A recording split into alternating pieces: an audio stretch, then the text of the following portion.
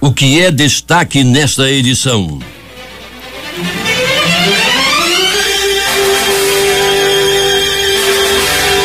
Amazonas pode perder mais de 290 médicos do programa Mais Médicos com saída de cubanos. Casos de febre chikungunya no Amazonas tem redução de 68%. Suzane e empresas médicas entram em entendimento, pondo fim à ameaça de paralisação. Bombeiros dizem que Praia da Ponta Negra tem altos riscos de afogamento. Moro pede exoneração do cargo de juiz para ser ministro da Justiça. Futuro ministro de Bolsonaro acusa PT de odiar ser humano. Passa de 1.000 o número de desaparecidos em incêndios na Califórnia. Submarino argentino desaparecido há um ano é encontrado. A sexta-feira foi de muitos acidentes de trânsito em Manaus. 2 homens morreram após colisão de moto contra ônibus em Santa Itelvina. É o Jornal da Manhã que está começando. Fié Manchete. Você ouve aqui. Jornal da Manhã. Rádio Difusora. Previsão do tempo.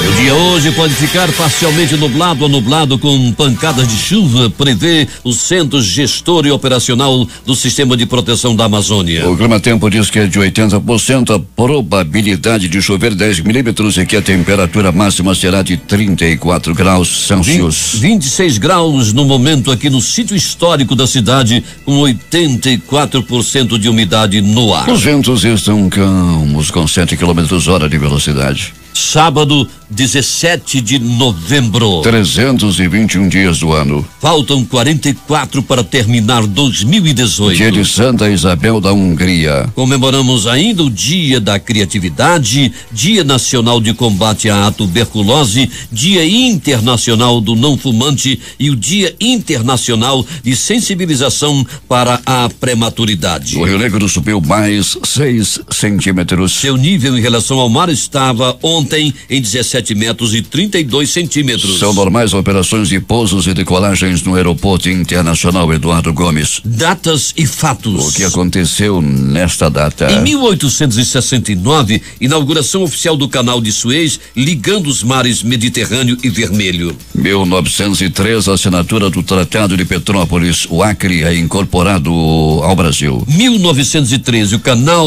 do Panamá, na América Central, é aberto para ligar os oceanos Atlântico e Pacífico. Agora 5h49 em Manaus.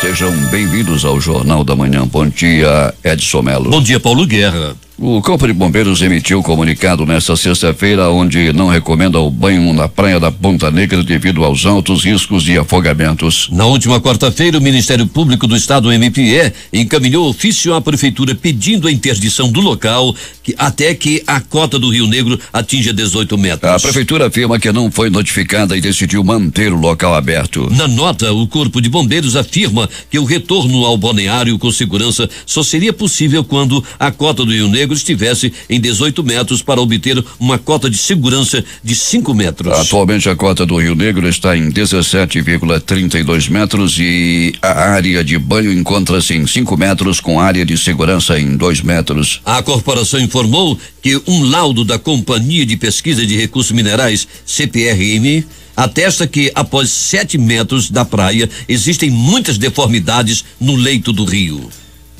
5h50 em Manaus, o Jornal da Manhã agora vai às ruas da cidade, onde está o repórter Alberto Pellegrini. Bom dia, Pellegrini. Bom dia, Paulo Guerra, bom dia, Edson Melo, bom dia, ouvinte do Jornal da Manhã.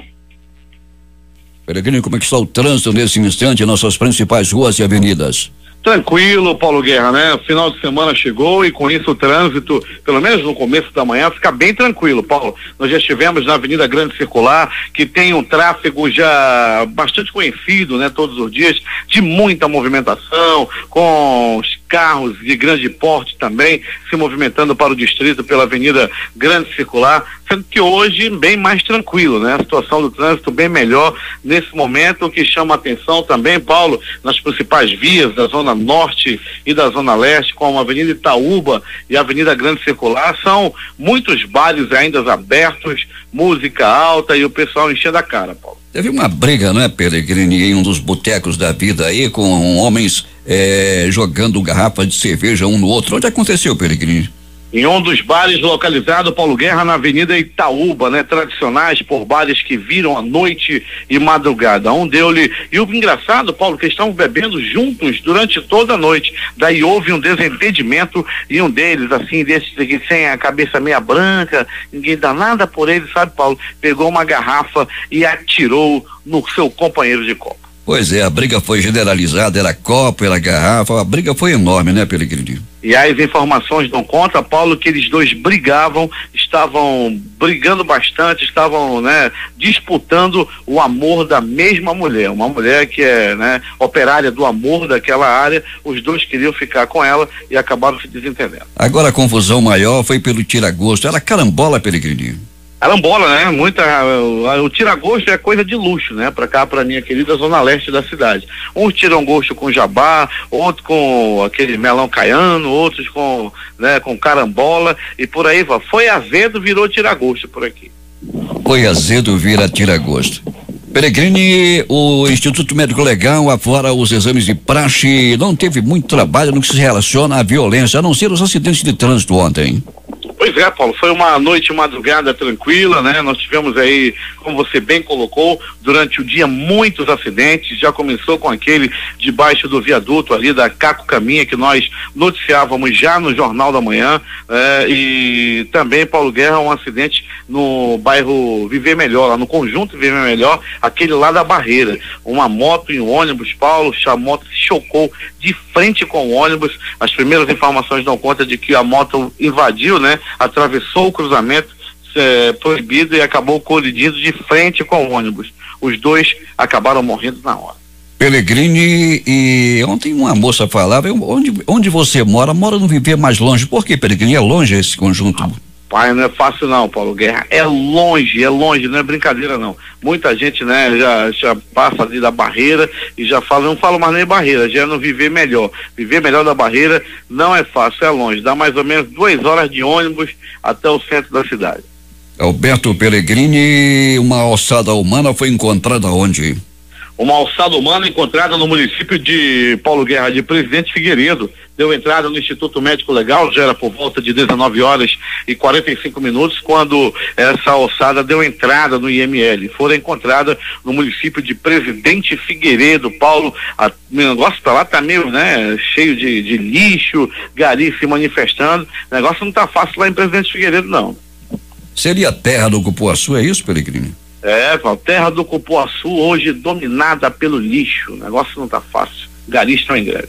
Peregrino de transporte coletivo da cidade sem anormalidade. Operando de maneira tranquila, Paulo. A saída dos coletivos da garagem dá-se de maneira tranquila. Nós já estivemos na União Cascavel, que é vizinha do Instituto Médico Legal, e a Global, que é vizinha do Pronto-Socorro João Lúcio. E com isso a gente já passa na frente das garagens, conforme a tua orientação. E o que percebemos, Paulo, é que uma movimentação é bem tranquila nesse momento.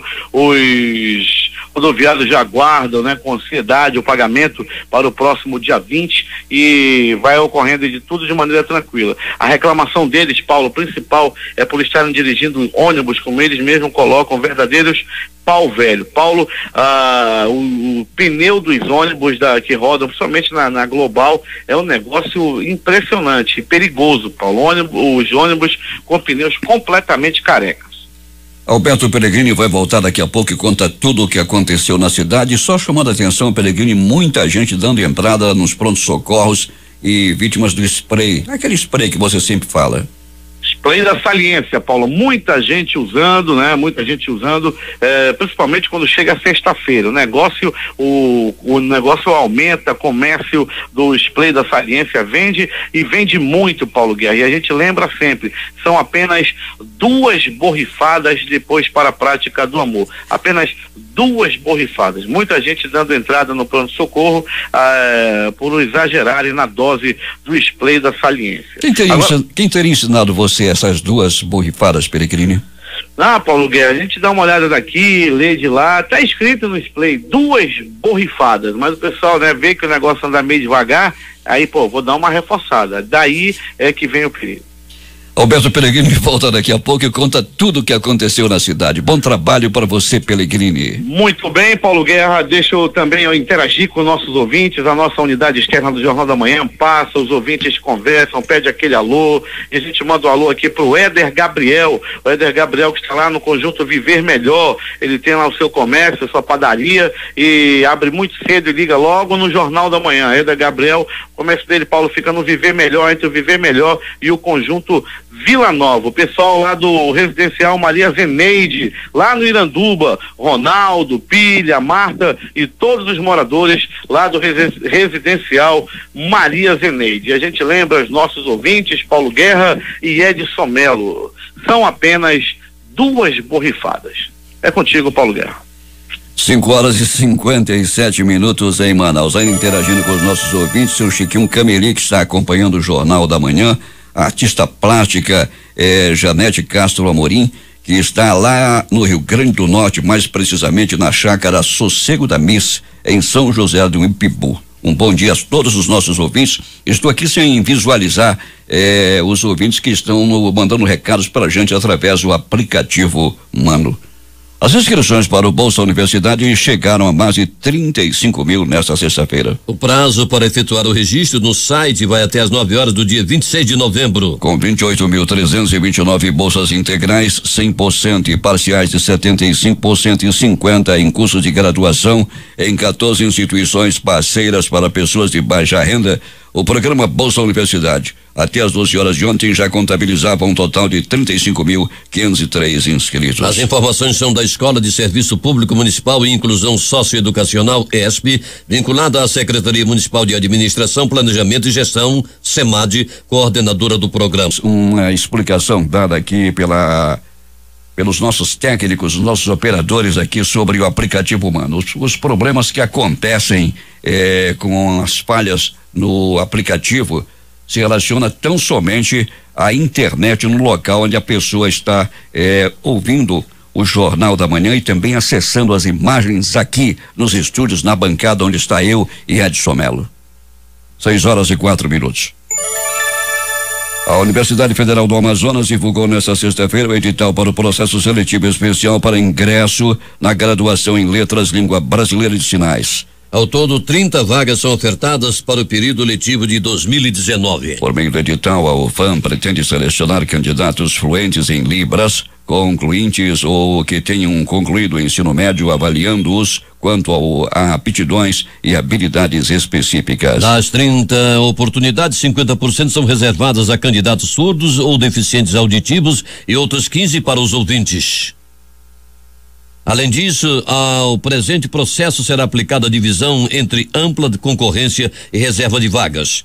As inscrições serão feitas somente pela internet na página da Comissão Permanente de Concursos Compec, nas 10 horas do dia 5 de dezembro até 17 horas do dia 20. Agora 6h05 em Manaus, temos informações de Manacapuru. José Alberto Zegdeg. Muito bem, Paulo Guerra. Começou ontem na paróquia Cristo Libertador a Assembleia Diocesana de Pastoral. 10 paróquias dos 7 municípios que formam a Diocese de Coari participam do encontro, que tem como tema Amazônia, nossa casa da iniciação à vida cristã. Em entrevista ao Jornal da Manhã, o coordenador de pastoral da Diocese de Coari, Padre Valdivino Araújo, relata com mais detalhes o grande encontro. Neste ano de 2018, a nossa Assembleia Diocesana de Pastoral está acontecendo aqui no município de Manacapuru, na paróquia Cristo Libertador.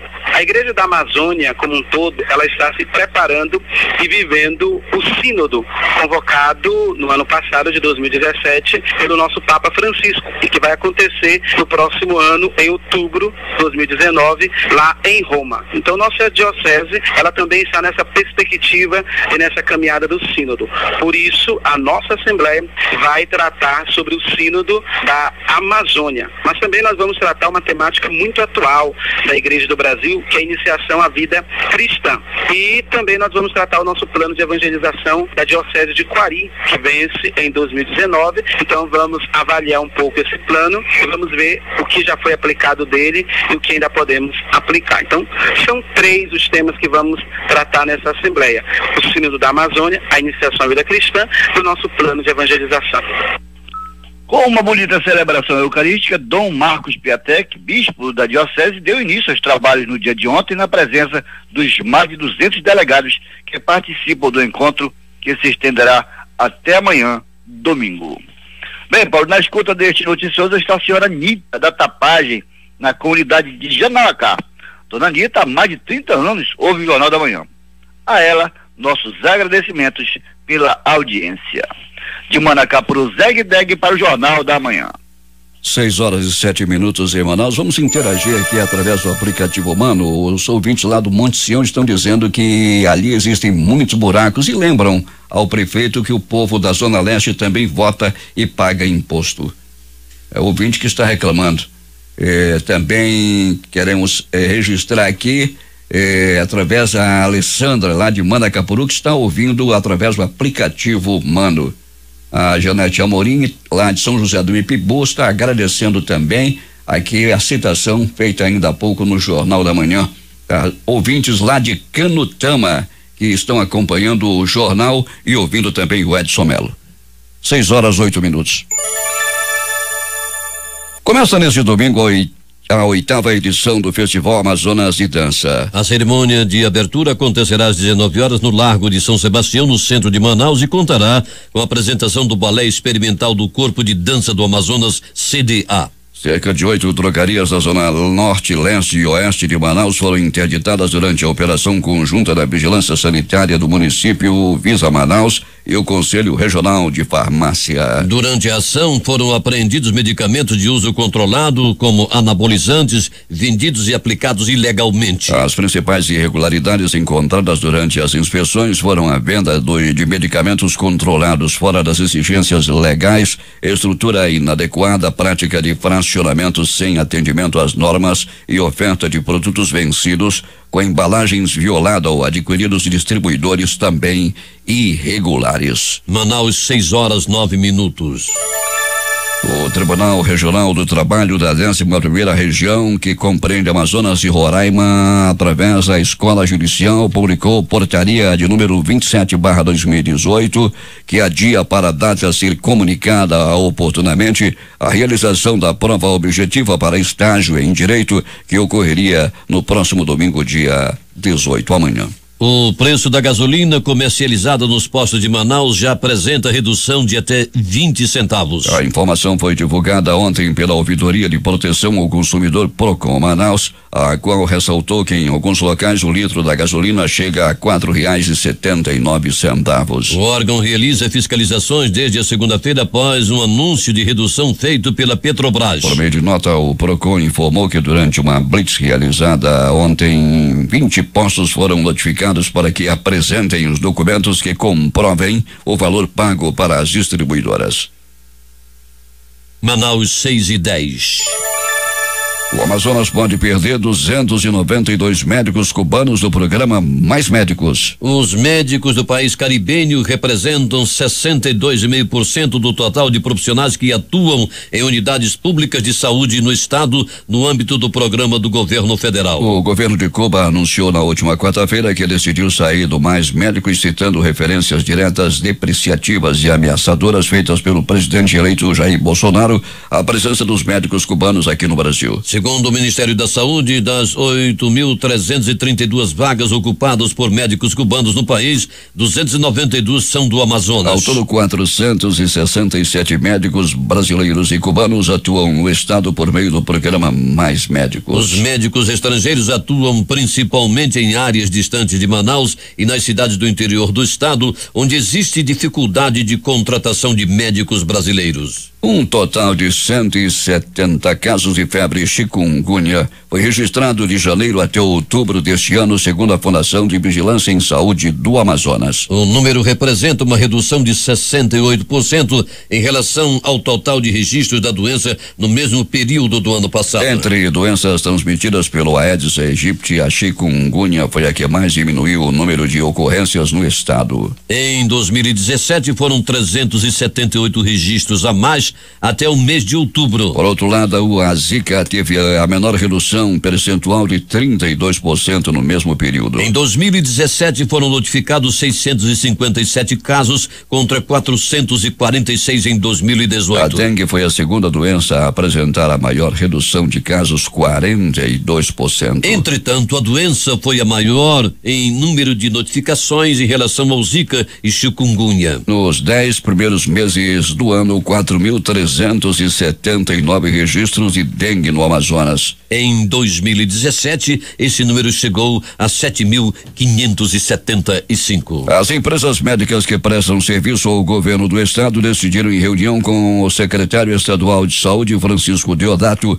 ontem, que não haverá paralisação nos serviços de saúde como haviam anteriormente divulgado. Suzan e empresas médicas pactuaram uma nota conjunta estabelecendo os pontos acordados. O secretário Francisco Deodato tranquilizou a população, informando que os serviços não serão paralisados e ressaltou que o governo sempre acreditou no bom senso e boa vontade das partes envolvidas. Participaram da reunião os representantes das 15 empresas médicas prestadoras de serviços à Suzan. O documento acertado entre as partes estabelece que não haverá paralisação dos serviços por parte das empresas médicas, como havia sido noticiado pela imprensa. A Suzan se compromete, como tem feito, a dar as condições de trabalho necessárias e adequadas para o pleno funcionamento da prestação do serviço médico nas unidades de saúde até o final da atual gestão. Ficou ainda definido que na primeira semana de dezembro ocorrerá uma reunião com as presenças dos secretários de saúde da Fazenda e os representantes das empresas médicas.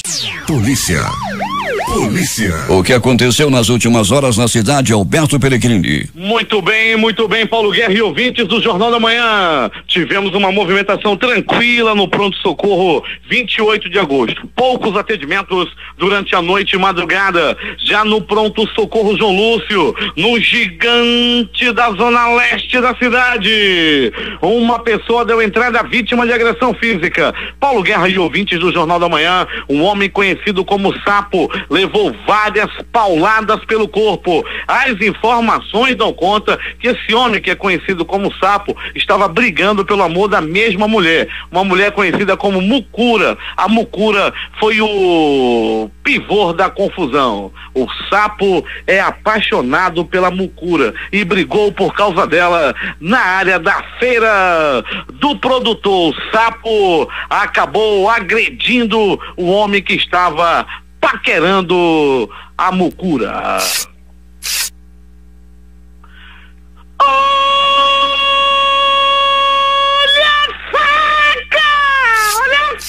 Olha a faca, olha a morte.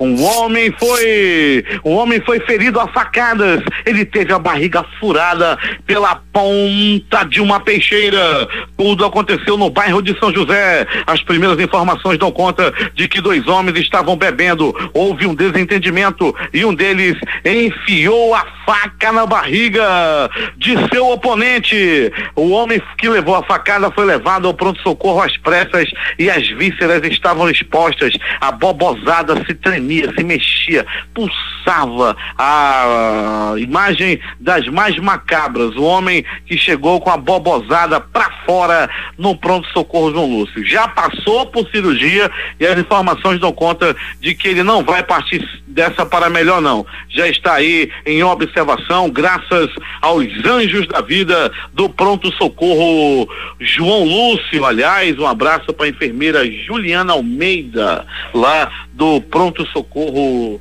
João Lúcio. Pronto-socorro Platão Araújo, este localizado no coração da zona leste da cidade. O Platão Araújo fica na Avenida Grande Circular e recebeu a noite de ontem o homem que foi barbaramente agredido a murros, chutes, socos, pontapés e alguns bofetes. Paulo Guerra, tudo aconteceu assim. A família se reuniu à noite de ontem, algumas curimatás foram compradas para assar e as curimatãs estavam em cima da churrasqueira, muita farinha, né, para acompanhar a curimatá. Eram mais ou menos 18 pessoas para 3 curimatãs. Estavam lá bebendo, estavam assando o peixe. Antes mesmo do peixe ficar pronto, um desentendimento entre 2 cunhados. Se meteram os primos, a sogra se meteu no meio. Foi peia, foi tapa para tudo quanto foi lado. O assado regrado a muita cachaça estava acontecendo no quintal da residência e um dos homens teve aquela astúcia, ele teve a ideia de subir no abacateiro e pular nas costas do cunhado. O cunhado se espatifou todo no chão, a churrasqueira foi jogada, era peixe assado jogado no chão, cavão que queimou o pé da sogra, até uma senhora lá que era avó lá da família também ficou com queimaduras do cavão no pé esquerdo. O negócio não foi fácil, foi tapa para tudo quanto foi lado, foi empurrão, foi pisada nas costas, nessa briga, nessa confusão que tinha tudo para ser uma reunião familiar de muita paz. Mas houve um desentendimento e daí a desgraça aconteceu. Ainda do pronto-socorro João Lúcio, aliás, do Platão Araújo, uma outra agressão física chamou a atenção de quem passava lá pela área do pronto-socorro Platão Araújo. Um homem deu entrada com vários hematomas pelo corpo, principalmente pela cabeça. Ele havia sido brutalmente agredido pela sua própria senhora. A mulher dele foi a autora da agressão e a gente aqui fica, né, se perguntando por lá. E eu perguntei, por que foi que ele apanhou, seu guarda? O soldado de plantão me disse que foi por causa de Zap Zap. A esposa dele foi mexer no Zap Zap do marido. A gente lembra, as senhoras, que mexer no Zap Zap do marido é falta de educação. Por isso que eu já doutrinei, tem que ser educada, minha senhora. Paulo Guerra e ouvintes do Jornal da Manhã de Polícia. Uma dupla é presa suspeita de praticar roubos em Manacapuru. 2 homens foram presos com um simulacro de arma de fogo, ou seja, uma arma falsa. Uma motocicleta Moto Titan de cor preta que estava também com placa adulterada com fita adesiva. Os 2 homens não tiveram os nomes divulgados. Um de 18, outro de 24 anos foram presos lá na rua Benjamin, no bairro São José, no querido município de Manacapuru. Aliás, um abraço a Beto D'Angelo, um dos melhores prefeitos do Amazonas. Alô, Beto D'Angelo, aquele abraço, meu querido. Bem lá com o Gringo e também o Cristiano. Falando em político bom, deixa eu mandar um abraço também para todos os que são gente boa. Tem uns que não prestam não, né, PC? Principalmente aquele que anda lá perto de ti. Mais de polícia. Um homem identificado como Diogo Pinheiro Cavalcante foi preso, suspeito de tentar roubar e estuprar uma mulher. O caso aconteceu na Avenida das Torres, no bairro do Parque 10. Conforme policiais da 16ª SICOM e que atenderam a ocorrência após receber o chamado por 190, eles chegaram ao local e um dos suspeitos ameaçou a vítima com uma arma branca para que pudesse levá-la ao matagal, e a mulher infelizmente foi violentada. Ele foi preso, o Diogo Pinheiro Cavalcante, estuprador da pior espécie, foi preso pela polícia. Lá na Avenida das Torres, ele atacava as mulheres, Paulo Guerra, armado com uma faca, ele arrastava as suas vítimas para o matagal e lá fazia covardia, e lá fazer essa monstruosidade com mulheres. Ainda bem que ele foi preso e foi por policiais do 12º DIP. Grande trabalho da polícia, tirando de circulação o estuprador Diogo Pinheiro Cavalcante. De polícia. Continuando com o nosso noticiário policial, Paulo Guerra e ouvintes do Jornal da Manhã, muita gente presa na área das zonas norte e leste da cidade. Um homem que não teve a identidade divulgada foi espancado por populares e preso pela polícia, suspeito de roubar 2 mulheres e ainda estuprar uma delas. O crime aconteceu próximo à parada de ônibus na área da zona centro-sul da cidade, proximidades do bairro do Coroado. A Força Tática durante a noite e madrugada. A Força Tática, um dos batalhões mais atuantes da cidade. A Força Tática também agiu durante a noite e madrugada e prendeu bandido. Foragido da justiça é preso pela Força Tática com entorpecente, ou seja, ele estava com droga. Além de ser foragido, realmente ele não é boa bisca não. Ele estava com muita droga e foi preso graças ao grande trabalho da Força Tática, que tem o comando do Coronel Klinger Paiva. Agora, as notícias do Instituto Médico Legal. Saiba agora quem foi para a pedra nas últimas 24 horas. E atenção!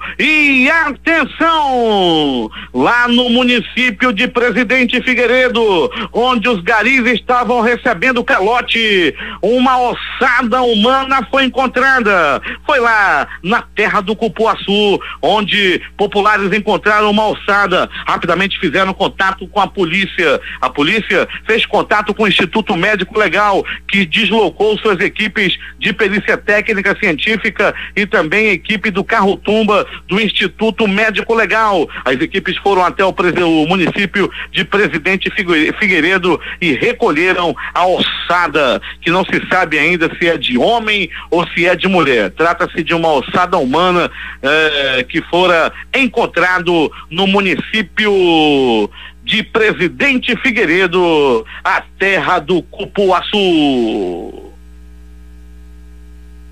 Noite, madrugada tranquila na cidade. Paulo Guerra e ouvintes do Jornal da Manhã, a pedra está vazia. Não foi registrado no Instituto Médico Legal durante a noite e madrugada nenhuma morte por faca, nenhuma morte por tiro, nenhuma morte por agressão física. Entretanto, a sexta-feira, o dia de ontem, foi marcado por muitos acidentes de trânsito. Logo no começo da manhã, quando a difusora já informara desse acidente envolvendo 3 carros lá embaixo do viaduto, o Jornal da Manhã divulgou com informações preliminares. Depois as informações chegaram no programa do garotinho Valdir Correia. A companheira Thaís Gama trazia informações naquele momento direto do local, e ela informara que eram 3 carros envolvidos no acidente que atrapalhou muito o trânsito ontem no cruzamento da Avenida Constantino Neri com Caco Caminha,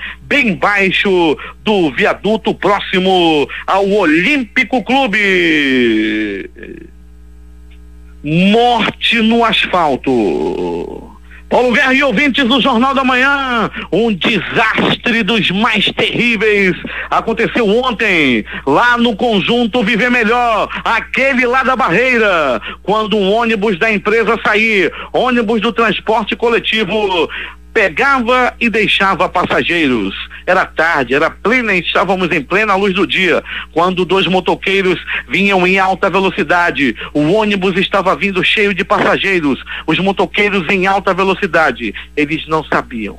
Mais uma colisão estava prestes a acontecer, e num dos principais cruzamentos do conjunto, o motoqueiro não respeitou a sinalização de trânsito no asfalto, que também dizia pare. Ele passou direto e colidiu de frente com o coletivo da empresa Sair. Na ocasião, o impacto foi muito forte. O que estava pilotando a moto morreu na hora. O que estava na garupa morreu minutos depois, após a colisão.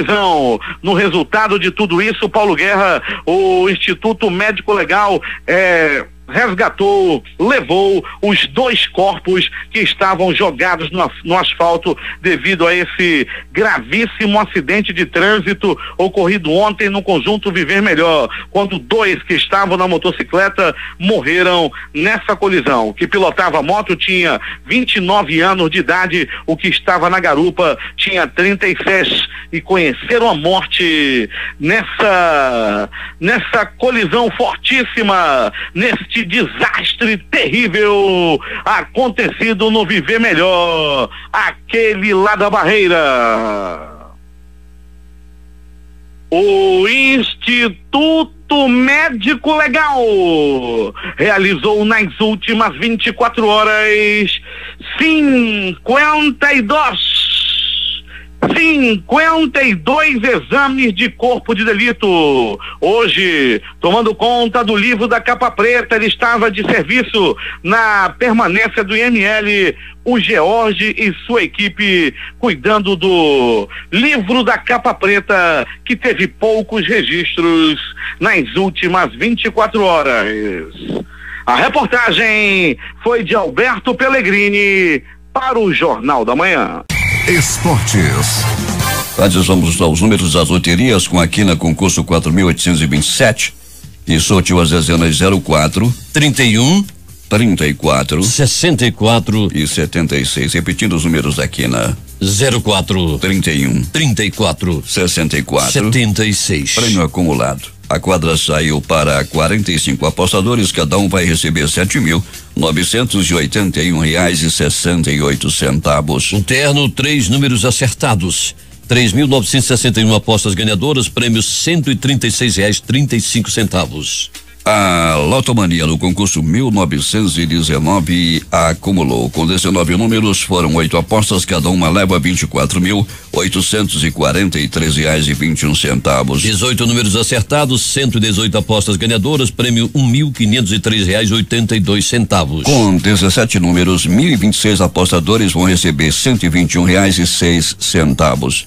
As dezenas desse concurso da Lotomania de número 1919 foram estas: 04, 05, 06, 13, 16, 37, 40, 43, 46, 50, 51, 57, 59, 68, 73, 75, 83, 86, 93, 95, repetindo: 04, 05, 06, 13, 16, 37, 40, 43, 46, 50, 51, 57, 59, 68, 73, 75, 83, 86, 93, fecha o jogo. 95.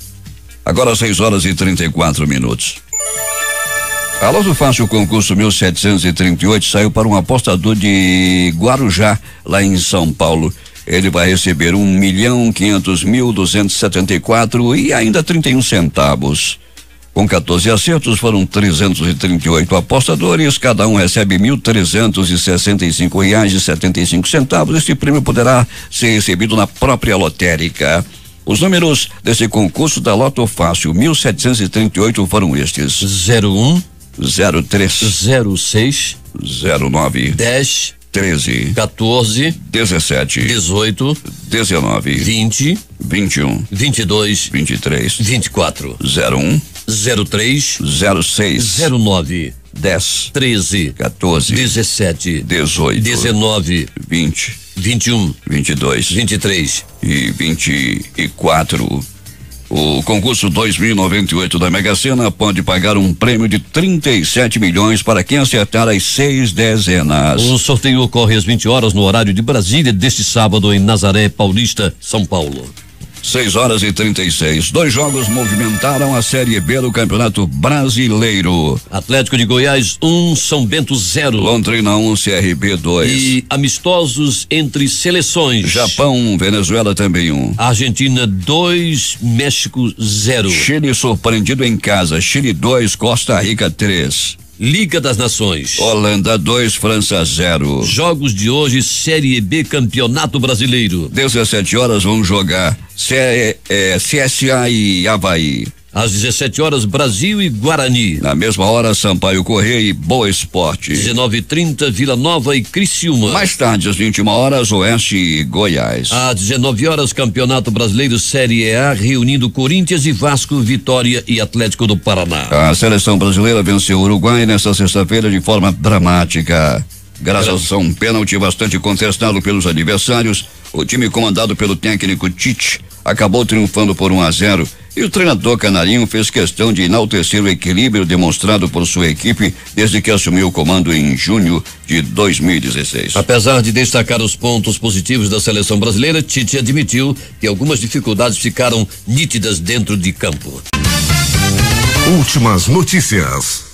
O mercado financeiro reagiu ao anúncio dos novos nomes da equipe econômica do presidente eleito Jair Bolsonaro, com a cotação da moeda norte-americana encerrando a semana em queda e o índice B3 da Bolsa de Valores de São Paulo registrando alta no fechamento do pregão. O dólar comercial fechou a semana em baixa de 1,28%, cotado a R$3,73,72 para venda, mantendo a tendência de queda nos últimos pregões da semana.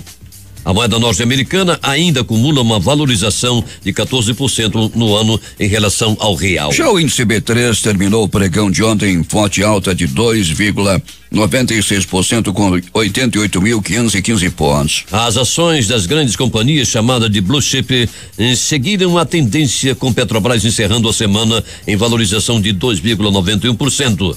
Vale com 1,70%, Itaú subindo 3,05% e Bradesco em alta de 4,28%. Os papéis da Eletrobras também fecharam com destaque positivo com alta de 8,60%. O custo das transações cambiais de pequeno valor deverá cair com a circular 3.914 do Banco Central, em vigor desde 1º de novembro. O texto autoriza a realização de operações de remessa de moeda do exterior para o Brasil em reais mediante depósito direto na conta do destinatário. A autorização se aplica às operações de valor não superior a R$10 mil, que representam 98,79% do número total de operações, segundo o BC. Até outubro, todos os depósitos eram feitos em moeda estrangeira e a conversão para o real e seus custos eram cobrados de quem recebia remessa. A partir deste mês, os clientes poderão escolher o banco que aceite transferir as remessas em reais. Estudantes beneficiados pelo Fundo de Financiamento Estudantil, FIES, devem renovar os contratos até o dia 23 deste mês.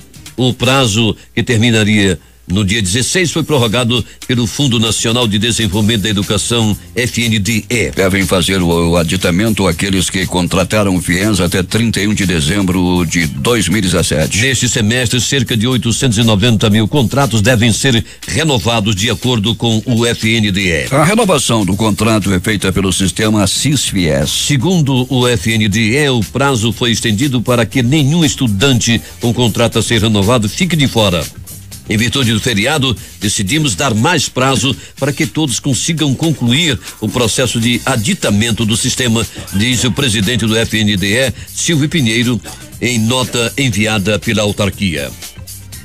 A chamada Bancada da Bala, grupo de parlamentares que defendem endurecimento do Código Penal e das políticas de segurança pública, deve passar de 36 para pelo menos 102 parlamentares na próxima legislatura. Os dados fazem parte do levantamento feito pelo Congresso em foco com base em pautas defendidas pelos novos congressistas e pelas atuais lideranças. O número, porém, pode ser ainda maior.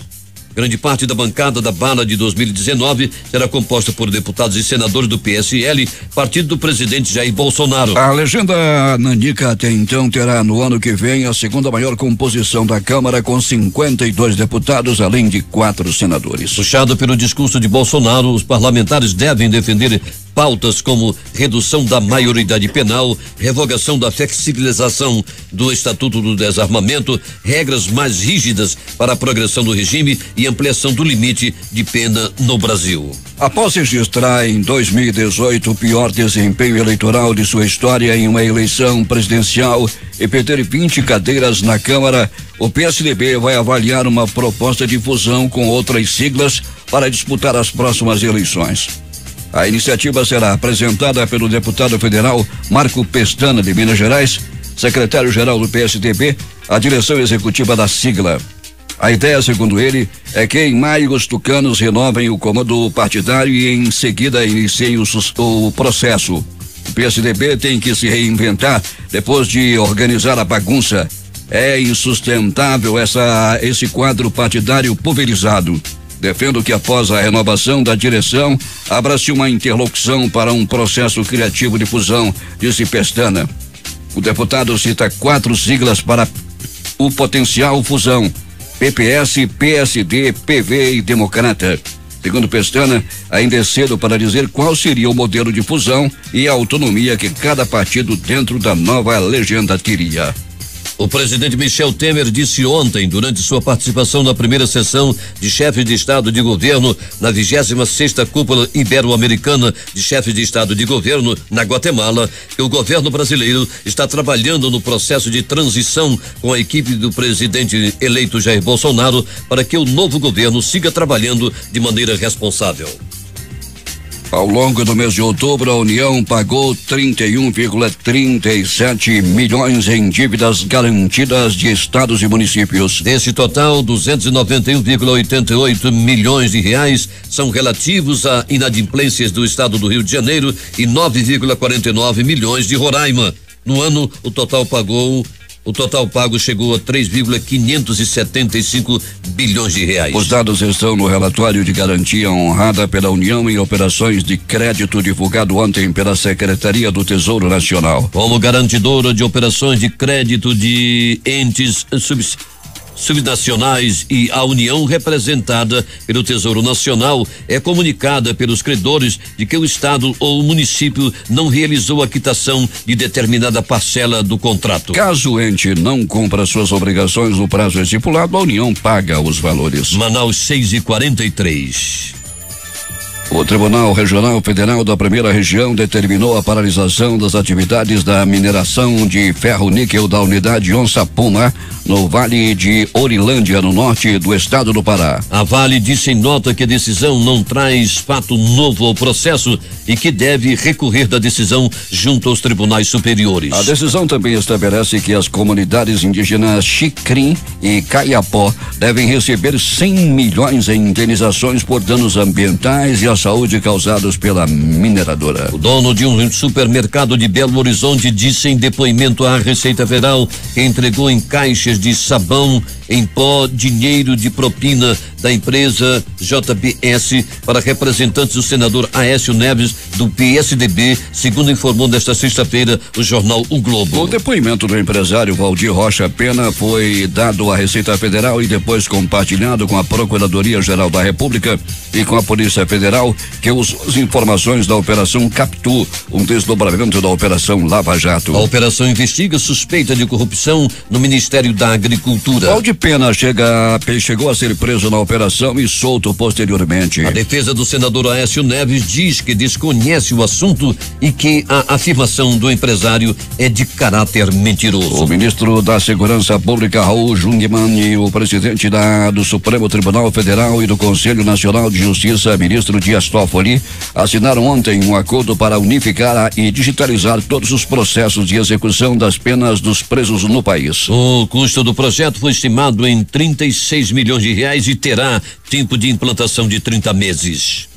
O futuro ministro das Relações Exteriores brasileiro Ernesto Araújo, ao contrário de seus antecessores no Itamaraty, é defensor declarado de posições político-ideológicas, o que sinaliza um rompimento da tradição de neutralidade na condução da política internacional do país. Ele acusa o PT de concentrar-se nas questões do aborto, de gênero, de laicidade, de racialização da sociedade, da criminalização ao desejo do homem pela mulher, a contestação do patriarcado, a diferenciação entre os sexos e a sexualização das crianças, demonização da defesa da família para defender que pessoas não nasçam. Não há nada que o PT odeie tanto quanto a liberdade.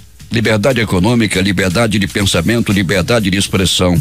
Isso porque o PT, fiel ao belo ideal socialista, odeia o ser humano, disse ele. O diplomata é diretor do Departamento de Estados Unidos, de Canadá e Assuntos Interamericanos do Itamaraty e é declaradamente um admirador do presidente norte-americano Donald Trump. O presidente eleito Jair Bolsonaro do PSL apresentou nesta sexta-feira ao Tribunal Superior Eleitoral uma retificação de sua prestação de contas de campanha à presidência da República.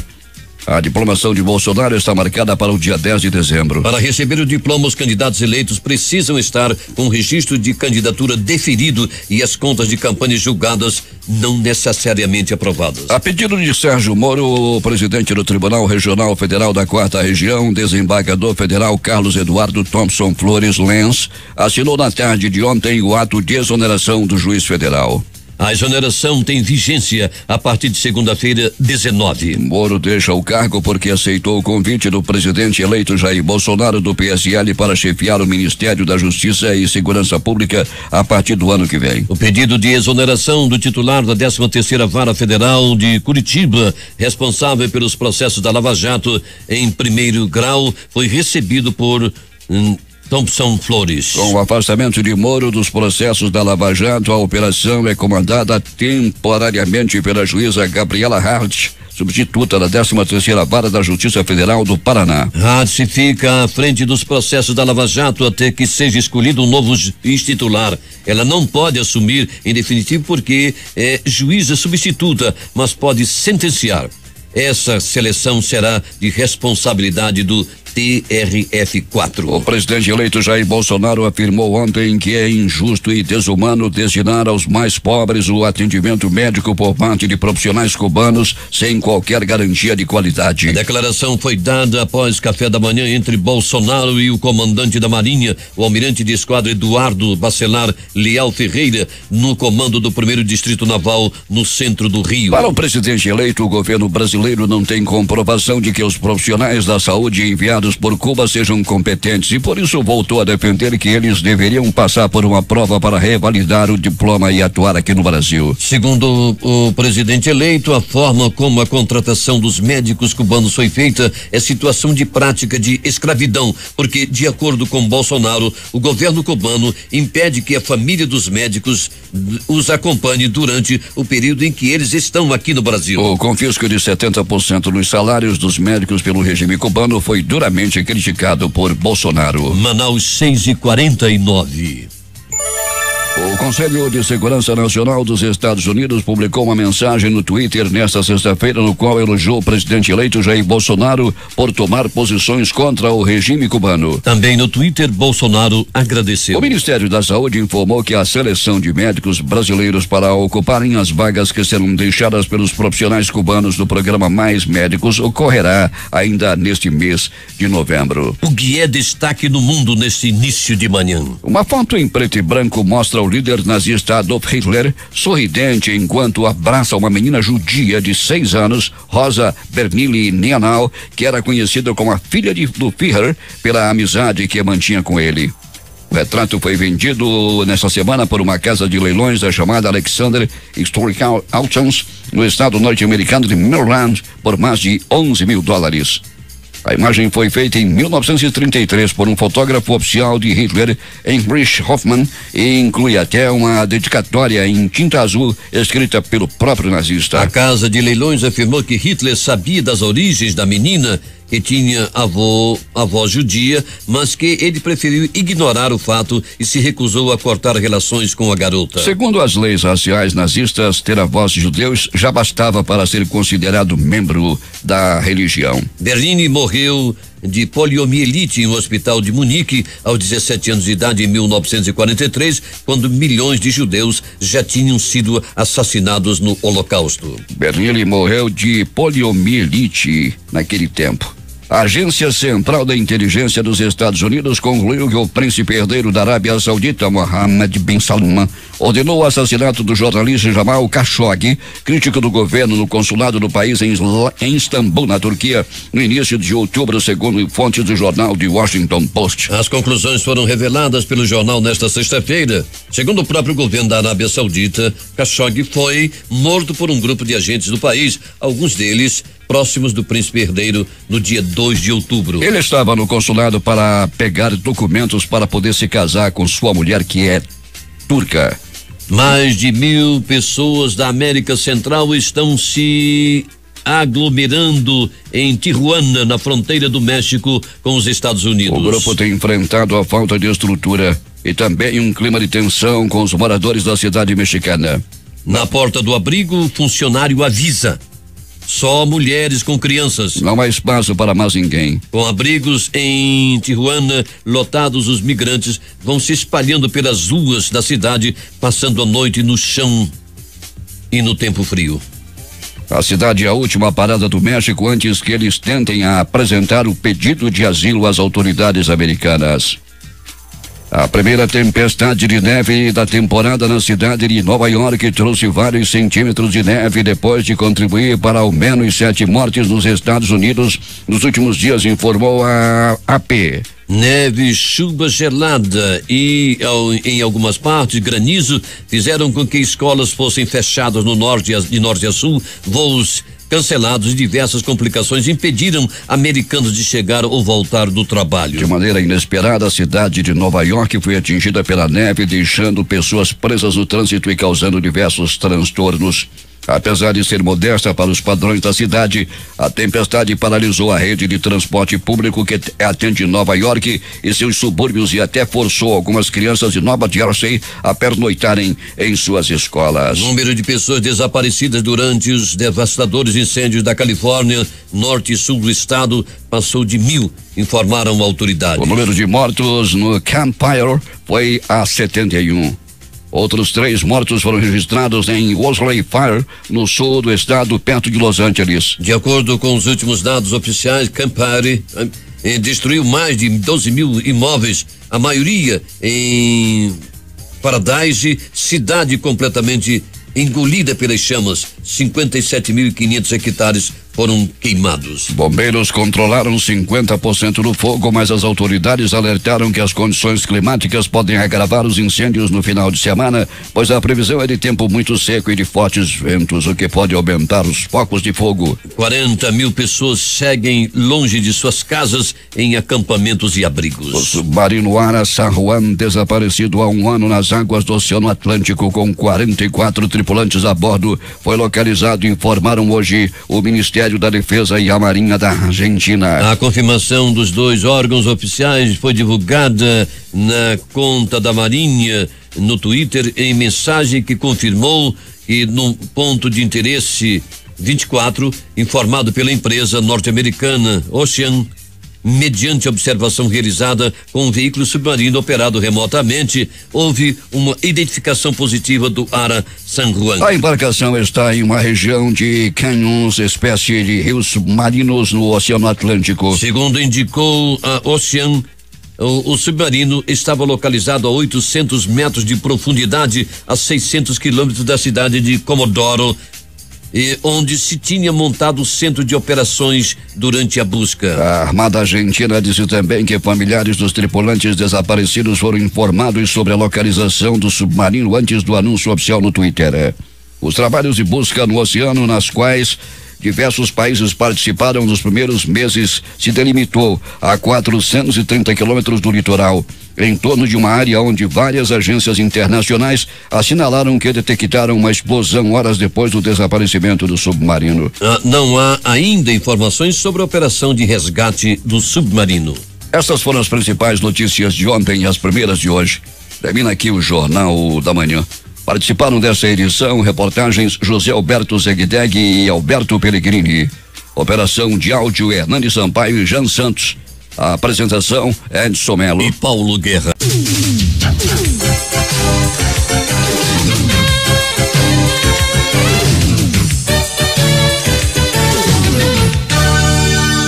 Difusora, o amor do Amazonas está no ar.